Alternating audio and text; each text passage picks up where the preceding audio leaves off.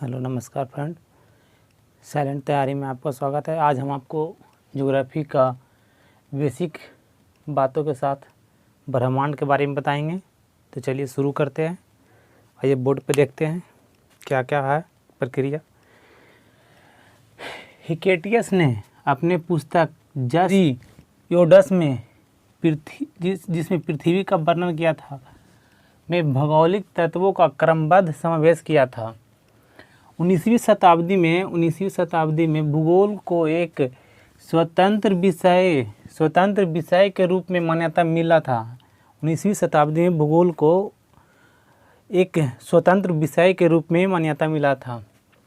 20वीं शताब्दी में भूगोल मनुष्य और पर्यावरण के पारस्परिक संबंधों के अध्ययन के रूप में विकसित हुआ। संभववाद किसे कहते हैं? संभववाद की परिभाषा क्या है?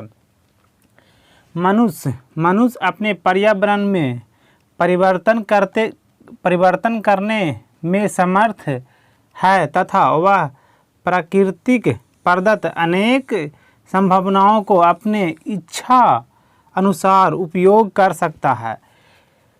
इसको संभववाद कहते हैं। इस विचारधारा के समर्थन में बाइडल, डिल, लवलांस और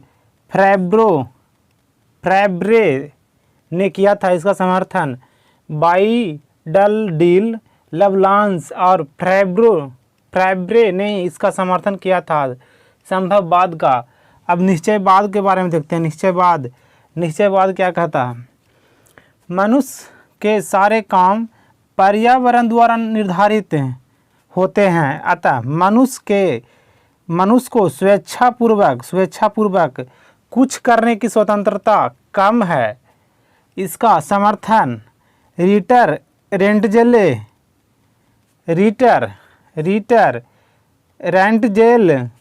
रेंटजेल जो नवीन निश्चयवाद के संस्थापक थे, रेंटजेल, उसने भी इसका समर्थन किया था निश्चयवाद का। और एलन सैम्पुअल ने और हटिंगटन ने इसका समर्थन किया था। अब भूगोल के बारे में, भूगोल किसे कहते हैं उसके बारे में देखते हैं। स्ट्रैबो ने क्या कहे हैं? भूगोल एक ऐसा स्वतंत्र विषय है जिनका उद्देश्य लोगों को विश्व, आकाशीय पिंड, स्थल, महासागर, जीव जंतु, वनस्पति, फलों तथा भूधरातल के क्षेत्रों में देखे जाने वाले प्रत्येक अन्य वस्तुओं का ज्ञान प्राप्त करना है। अब और क्लैडियस टॉलमी ने क्या कहा था? टॉलमी ने भूगोल पृथ्वी का झलक को स्वर्ग में देखने वाला आभामय विज्ञान है।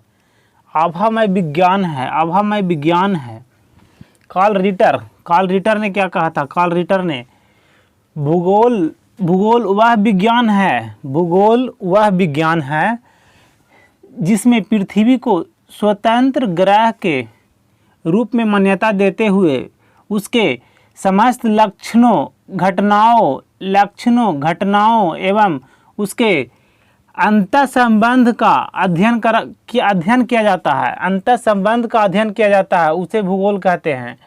ऑथर्स होम ने क्या कहा है भूगोल के बारे में? ऑथर्स होम ने भूगोल में पृथ्वी के उस भाग का अध्ययन किया जाता है जो मानव के रहने का स्थान है, भूगोल कहलाता है।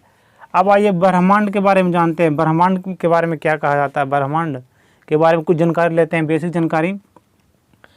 अस्तित्वमान द्रव्य एवं ऊर्जा के सम्मिलित रूप को ब्रह्मांड कहते हैं।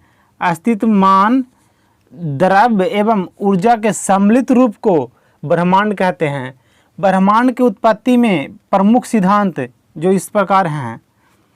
एक में क्या कहते हैं? महाविस्फोट सिद्धांत, जिसे बिग बैंग थ्योरी कहते हैं, जो एब जॉर्ज लेमेंतियर ने दिया था।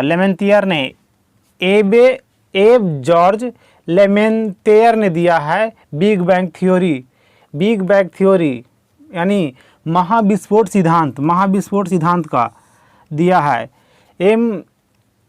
एवे जॉर्ज लेमेंटियर ने। दूसरा आ जाइए, समयावस्था या सतत सृष्टि सिद्धांत या अस्थिर अवस्था संकल्पना। इस थ्योरी को थॉमस गोल्ड एवं हर्मन बॉडी ने दिया है। इस सिद्धांत को थॉमस गोल्ड एवं हर्मन बॉडी ने दिया है। दोलन के सिद्धांत डॉक्टर एलन संडेजा ने दिया है। दोलन सिद्धांत को डॉक्टर एलन संडेजा ने दिया है। स्फीति सिद्धांत अलेन गुथ ने दिया है। स्फीति के सिद्धांत अलेन गुथ ने दिया है। ब्रह्मांड के उत्पत्ति के संबंध में महाविस्फोट सिद्धांत सर्वाधिक मान्य सिद्धांत है, सर्वाधिक मान्यता प्राप्त सिद्धांत है। ब्रह्मांड की उत्पत्ति के संबंध में महाविस्फोट सिद्धांत सर्वाधिक मान्यता प्राप्त सिद्धांत है। जॉर्ज लेमेंटियर के बाद महाविस्फोट थ्योरी को रॉबर्ट वेगनर ने इसका व्याख्या किया था। धन्यवाद। महाविस्फोट सिद्धांत के अनुसार देखते हैं। एक में क्या कहता है, आरंभ में सभी पदार्थ जिससे ब्रह्मांड बना है अति छोटे गोलक के रूप में एक ही स्थान पर स्थित था, जिसका आयतन अत्यधिक सूक्ष्म एवं तापमान घनत्व अनंत था। दूसरा में क्या कहता है, अत्यधिक संकेंद्रण के कारण बिंदु का आकस्मिक विस्फोट हुआ, जिसे महाविस्फोट ब्रह्मांडीय विस्फोट कहा जाता है। इस अचानक विस्फोट से पदार्थ में बिखराव हुआ और इस बिखराव के फलस्वरूप अनेक ब्रह्मांडीय पिंडों का निर्माण हुआ, जिसे ब्रह्मांड कहते हैं। महाविस्फोट की घटना 13.7 अरब वर्ष पहले हुई थी। महाविस्फोट के लगभग 10.5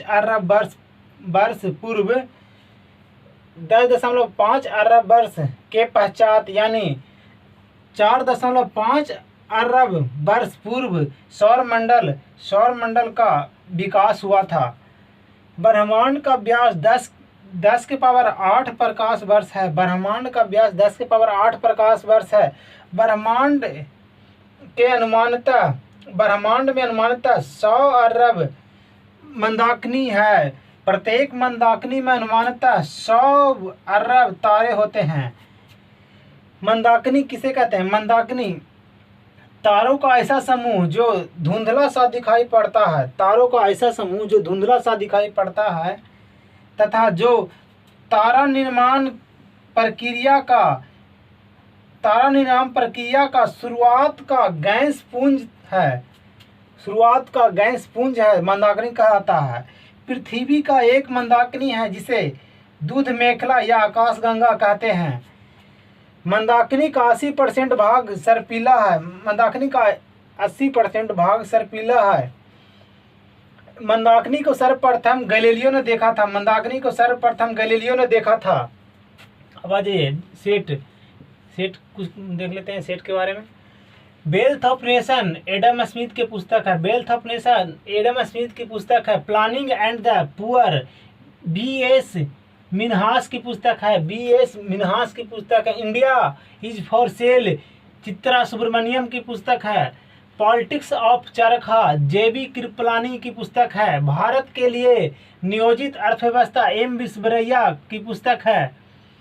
फ्री ट्रेड टुडे जगदीश भागवती की पुस्तक है। एशियन ड्रामा गुन्नर मिर्डल के थे। एशियन ड्रामा पुस्तक गुन्नर मिर्डल का है। दास कैपिटल कार्ल मार्क्स का पुस्तक है। Collective choice and social welfare और on economic inequality poverty and famines आत्मसेन की पुस्तक है। वाणिज्यिक पत्रिका वाणिज्य का प्रकाशन मुंबई से होता था। योजना पत्रिका का प्रकाशन सूचना एवं प्रसारण मंत्रालय द्वारा किया जाता था। योजना पत्रिका का प्रकाशन सूचना एवं प्रसारण मंत्रालय द्वारा किया जाता था। भूगोल का जनक इराटोस्थेनीज को माना जाता है। भूगोल को एक अलग अध्ययन शास्त्र के रूप में इराटोस्थेनीज ने स्थापित किया था। ज्योग्राफिका शब्द का प्रयोग इराटोस्थेनीज ने किया था। भूगोल पृथ्वी के केंद्र मानकर अध्ययन करने वाले विज्ञान है। बारेनियस ने कहा था भूगोल भूतल का अध्ययन है। कांट ने कहा था भूगोल भूतल का अध्ययन है। कांट ने कहा था वर्तमान भूत की कुंजी है। जेम्स हटन ने कहा था स्थल रूप संरचना प्रक्रिया तथा अवस्था की प्रतिफल होता है। यह कथन डेविस का है। भू आकृति विज्ञान का जनक पेसले को माना जाता है। भू आकृति विज्ञान का जनक पेसले को माना जाता है। धन्यवाद फ्रेंड। आप हमारी साइलेंट तैयारी चैनल को सब्सक्राइब करें, लाइक करें, शेयर करें और अपने दोस्तों में शेयर करें। धन्यवाद।